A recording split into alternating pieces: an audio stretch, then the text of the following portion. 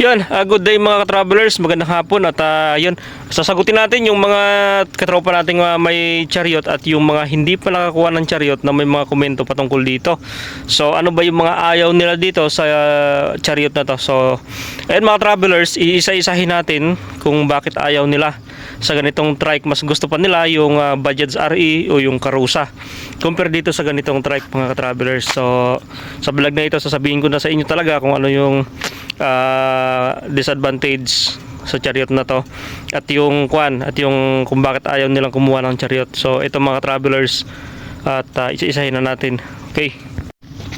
Unang-una mga ka-travelers, si chariot ay talaga namang kahit hindi natin masasabi na premium yung dating niya, pero talaga namang mga gamit natin sa pangkargahan mga ka-travelers, no? So yung iba kasi nagsasabi na ayaw nila kumuha nito gawa ng sirain daw at isang buwan pa lang sa kanila nagkakaroon ng diferensya, mahirap daw paandarin at marami pang mga negative na mga karanasan sila na naranasan sa ganitong trike mga ka-travelers, no?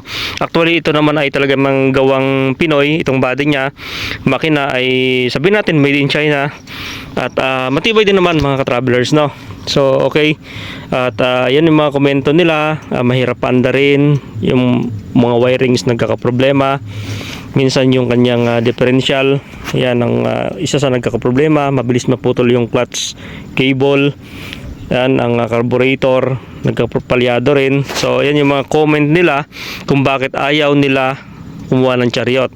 Pagdating sa efficiency ng fuel, magastos daw mga ka-travelers yung sa gas, at yung kanyang oil ay siya mapili, at ang gusto niya mga ka-travelers ay yung magandang klase, yung mamahalin para tumining yung makina. Actually napakaingay na makina, yan din yung isa sa ayaw nila dahil nga napakaingay ng makina niya pagka umandar gawa ng nandito po kasi sa harap o dito sa paan ng driver yung makina.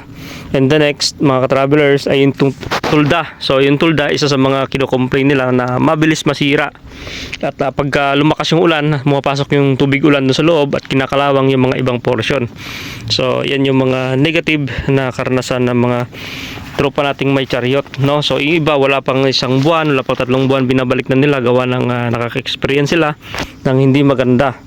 So yun nga mga ka-travelers, sabihin man natin talagang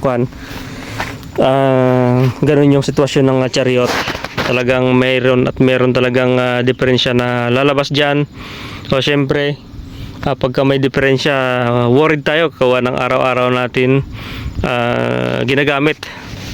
So ano ba talaga yung maganda gawin pagka nagkaroon ng problema mga ka-travelers? Okay, so isang bahagi ko lang sa inyo to na sana makatulong din sa inyo para hindi kayo mahirapan na maghanap ng taga-ayos mga ka-travelers. Eto guys, kung bago yung trike nyo, yung chariot nyo, pagka mayroong mga diferensya, automatic po yan mga ka-travelers, ibabalik nyo po yan sa kasa o dun sa pinagkuhanan nyo na branch ng Rusi. So dun nyo po yan ibabalik para ay maiayos ng mekaniko doon, kasi sila talaga yung required mag-ayos niyan, kasi nga doon nyo po kinuha sa kanilang branch. And then mga travelers, pag nagkaroon ng diferensya, okay, katulad ng carburetor, hard start pag umaga, di ba, yung kadalasan na kino-comment nila, pag hard start mga travelers, hindi maganda yung tuning ng carburetor natin. And syempre matik na po yan, sila na po yan mag-aayos doon din sa kasa. And libre po yan magpaayos, kayo na lang po bahala magbigay sa mekaniko kung magkano bibigay nyo. Minsan ang presyo ng mekaniko magalinis nyan, magayos, magtuno ay nasa 50 pesos lang mga travelers. Okay, so at isa sa mga napansin natin sa may mga Rusi chariot natin, ito kasi wala to, yan, wala kasi to, itong side cover na yan, ako lang naglagay nyan mga travelers ha. So nilagay ko lang yan, halaga lang yan ng 500 pesos yung pagkalagay ko. So DIY lang yan. At wala yan mga travelers, kaya pagka umulan ng malakas, yung pasok ng tubig dun sa driver, kaya basa yung driver. Yan yung mga disadvantage na naranasan ng may chariot. Kaya minsan binabalik na rin nila yung kanilang mga chariot. And then yung dito sa harap mga ka-travelers, Yan, ito yung isa sa mga kino-complain ng may mga Rosy Chariot din. Kasi pag umulan, nagtataka sila kung bakit nababasa ng tubig ulan doon sa loob, mga ka-travelers. No, dito po yan dumadaan sa gilid. Itong gilid kasi ng trike, ito tulad dito, merong gap yan dito. Yan, may butas po yan hanggang dito sa dulo. Yan, yan dito po yung butas niyan.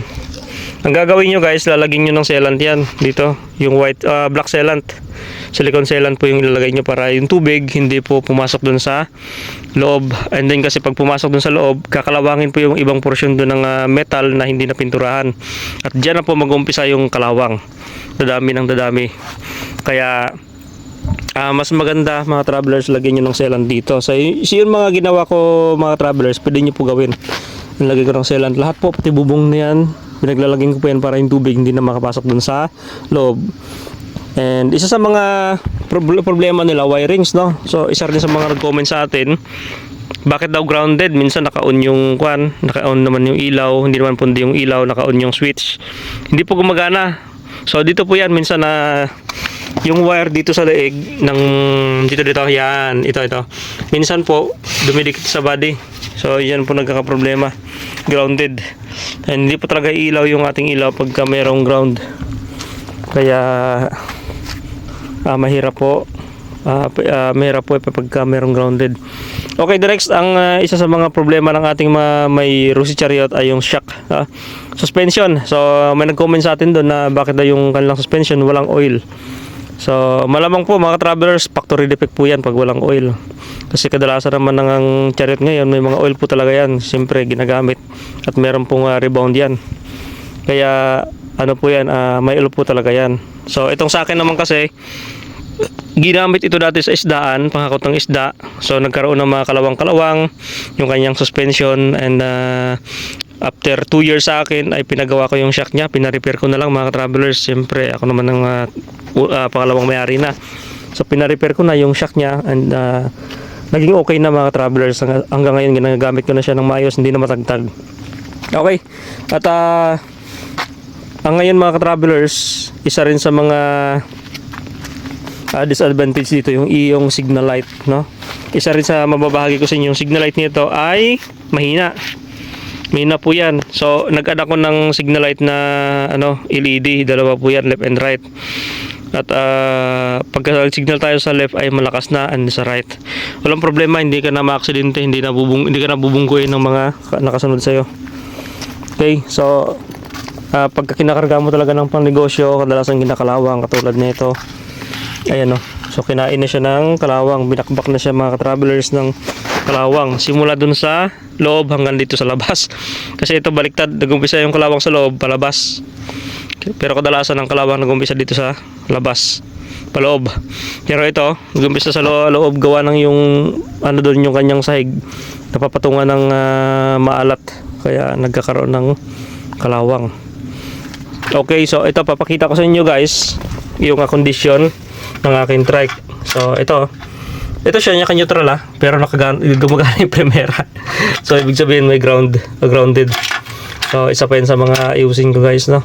So grounded po yung ating wirings.